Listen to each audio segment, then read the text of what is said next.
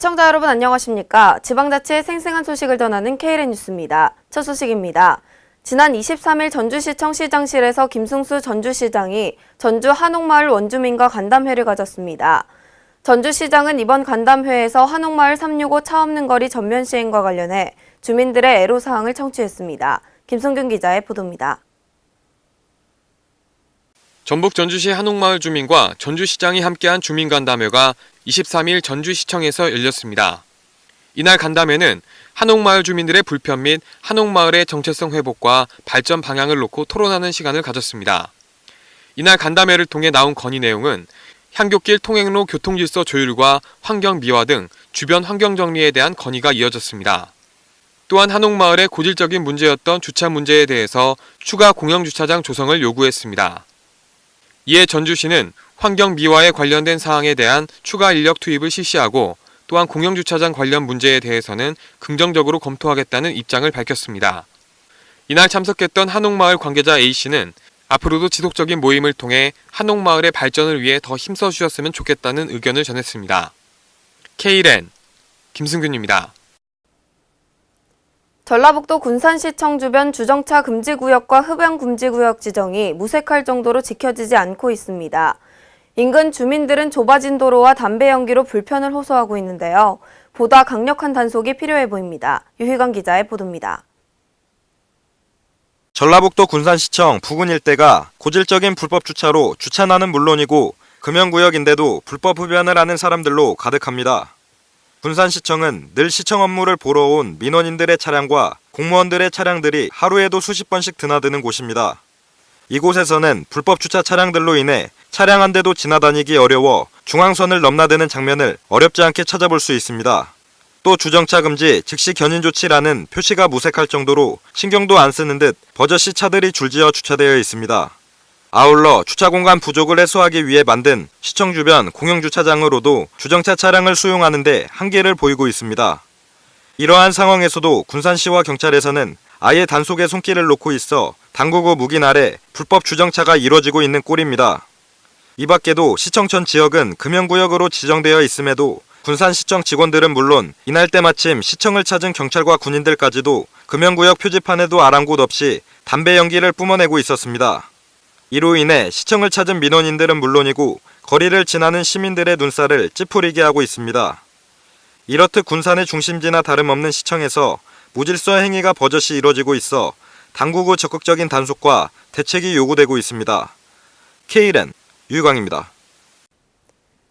새누리당이 호남 지역 시도와 내년도 국비 지원 사업 및 지역 현안을 협의하기 위해 나섰습니다. 지난 23일 새누리당은 전북도청에서 전북, 전남, 광주와 함께 예산정책협의회를 열었습니다. 정영수 기자의 보도입니다. 새누리당의 호남권 예산정책협의회가 23일 전북도청 상황실에서 개최됐습니다. 협의회에는 호남권 3개 시도자치단체장을 비롯해 새누리당 이정현 대표와 정운천 전북도당 위원장, 김광리 정책위원장 등이 참석해 내년도 국가 예산 확보와 지역현안 해결 방안을 논의했습니다. 새누리당 당대표가 전북에서 마련된 예산정책협의회에 참석한 것은 매우 이례적인 것으로 이는 이 대표가 자신의 출신지인 호남에 남다른 관심을 갖고 있기 때문인 것으로 보입니다. 이날 이 대표는 새누리당 당대표를 호남 출신 의원이 하고 있는 것과 호남이 새누리당 국회의원을 배출시킨 것과 관련해 새누리당과 호남의 관계가 예전보다 개선됐음을 강조했습니다. 그런데 이제 더 이상 새누리당은 호남에서 소외 세력이 아닙니다. 이제 새누리당의 당 대표를 호남 출신 국회의원이 하고 있습니다.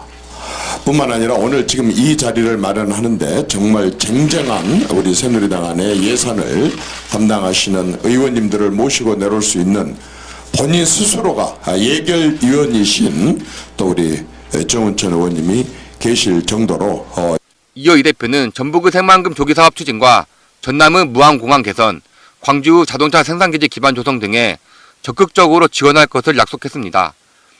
새누리당에 앞서 국민의당과 더민주당도 전북에서 예산정책협의회를 열고 협조를 약속해 내년도 예산 편성 구도가 어떻게 호남권에 유리하게 반영될지에 관심이 쏠리고 있는 상황입니다. KLN 정영수입니다. 오는 10월 열리는 제24회 흥부제를 앞두고 남원시가 지난 23일 흥부제 기본계획 설명회를 열었습니다. 이날 설명회에서는 기본계획 보고와 함께 행사 종목 추진 방향에 대해 논의했습니다. 홍윤 기자의 보도입니다. 전라북도 남원시가 올해 흥부제의 개최 일정 및 프로그램을 발표했습니다. 남원시는 흥부제 기본계획 설명회를 23일 시청에서 열고 기본계획 보고와 함께 행사 종목 추진 방향을 토론했습니다. 이번 행사에서는 이미 관광객들에게 많은 볼거리를 제공하고 있는 터울림과 고유제를 비롯 작년에도 실시돼 큰 인기를 끌었던 농악 경연, 버스킹 공연은 물론 올해는 특별히 무형문화도시에 남원시가 선정된 것을 기념하는 국립무형유산원의 무형유산 한마당, 남원국제도예캠프와 남원시립 어린이 합창단의 뮤지컬 흥부 등의 다채로운 문화 행사가 함께 개최됩니다. 또한 이 외에도 나눔 체험 행사, 기념 행사, 경연 공연 행사, 연계 행사 등 총 4개의 분야로 나뉘어 18개의 행사가 풍성하게 열릴 예정입니다. 올해 24회를 맞는 흥부제는 10월 7일부터 9일까지 흥부의 출생지로 알려진 인월면 성산마을과 제비가 물고 온 박씨를 심어 흥부가 부자가 된 마을로 알려진 아영면 성리마을 일원에서 3일간 개최됩니다. 한편 남원시는 1980년에 흥부고장 찾기 운동을 전개해 92년 경희대 민속학연구소와 함께 흥부의 출생지가 남원시라는 것을 고증해냈으며 이를 바탕으로 1993년에 열린 제1회 흥부제를 시작으로 매년 중량절에 해당하는 음력 9월 9일에 행사를 개최하고 있습니다. 남원시는 올해 흥부제를 나눔의 축제로 아름다운 흥부 정신을 창조적으로 계승하는 축제를 조성하겠다는 계획입니다. KLN 홍윤입니다. 전주 시내 부족한 주차 공간으로 불법 주차 문제가 심각합니다. 특히 제2의 번화가로 불리는 신시가지의 거리는 불법 주차로 인해 차량들이 아슬아슬한 고개 운전을 펼치는 등 시민들이 사고의 위험에 노출돼 있는데요. 불법 주차를 해결할 대비책이 시급해 보입니다. 김승균 기자의 보도입니다. 전북 전주시가 도시 인프라의 균형 비율을 고려하지 않은 무분별한 도심 확장으로 인한 불법 주차 문제로 몸살을 앓고 있습니다. 최근 전주의 전북대 거리에 이어 제2의 번화거로 불리는 신시가지의 거리입니다. 낮 시간인데도 불구하고 불법 주차된 차량들이 보입니다. 불법 주차를 막기 위해 차량 규제봉을 설치했지만 차량들은 아랑곳하지 않고 중앙선을 넘나듭니다. 같은 시간 공영주차장의 모습입니다. 주차된 차량으로 가득 차 있습니다. 지금 현재 그 효자동 저도 살고 있고 사무실도 효자장이지만 현재 보면은 주차장이 너무나 꽉 차 있어요. 출근하신 분들이 다 전입을 다 해놔가지고 뭐 여기서 잠깐 들린다는 사람들은 아예 생각지도 못하죠. 결국 불법 주차로 인한 교통사고 발생 및 교통체증이 심해질 수밖에 없는 상황입니다. 일반적으로 신시가지는 구도심에 비해 도로 확보율이 낮아 좁은 2차선이나 1차선 도로가 많습니다. 전주시의 공영주차장은 총 70곳으로 이 중 신시가지에서 차지하는 주차장은 유료 주차장을 포함한 17곳입니다. 최근에는 17곳 중 4곳이 유료 주차장으로 전환되어 무료 주차장의 비율은 전체의 18%밖에 되지 않습니다.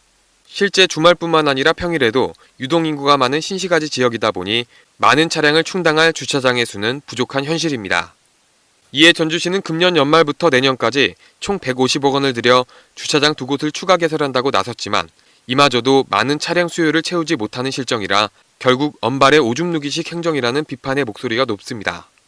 시민들의 불편과 사고의 위험이 높아지는 만큼 대대적인 개선이 필요한 상황입니다. KLN 김승균입니다. 전라북도가 지난 22일 전북연구원에서 김일재 행정부지사가 참석한 가운데 삼락농정포럼, 전북쌀 해법과 과제 워크숍이 열렸습니다. 쌀 소비 부진과 도내 쌀 소비 확대를 위해 해결책을 찾아 나섰습니다. 유희관 기자의 보도입니다. 해가 지날수록 산지 쌀값의 지속적인 폭락으로 인해 전북도 내 쌀 산업이 위기를 맞고 있는 가운데 전북도가 차별화된 방책을 통한 돌파구 찾기에 나섰습니다.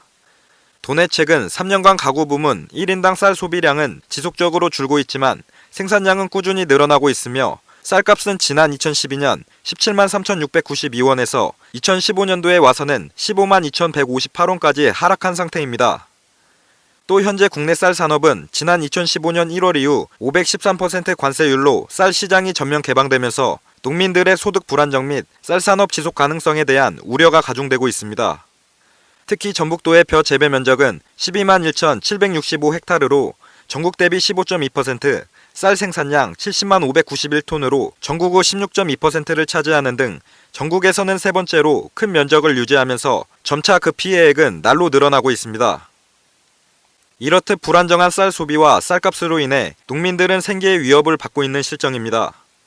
이에 도는 전북 쌀의 판매 전략과 경쟁력 제고 방안을 모색하기 위해 22일 전북연구원에서 전북 쌀 해법과 과제라는 주제로 2차 전문가 워크숍을 가졌습니다.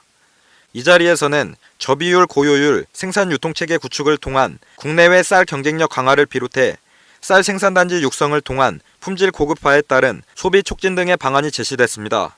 또 쌀값 하락에 대비해 쌀 생산 농가의 고정 직불금과 변동 직불금 지원 및 도비와 시군비의 추가 지원을 통한 쌀 생산 기반 확보 등 농가의 안정적 소득 보장을 위한 방책이 논의됐습니다. 이렇듯 전국의 쌀 산업이 총체적 난국을 맞은 이때 삼당 농정을 기반으로 위기를 극복해 나가기 위한 전북도의 노력이 결실을 맺을지 귀추가 주목되고 있습니다. KLN 유희광입니다. 이상으로 KLN 뉴스를 마칩니다. 시청해주신 여러분 고맙습니다.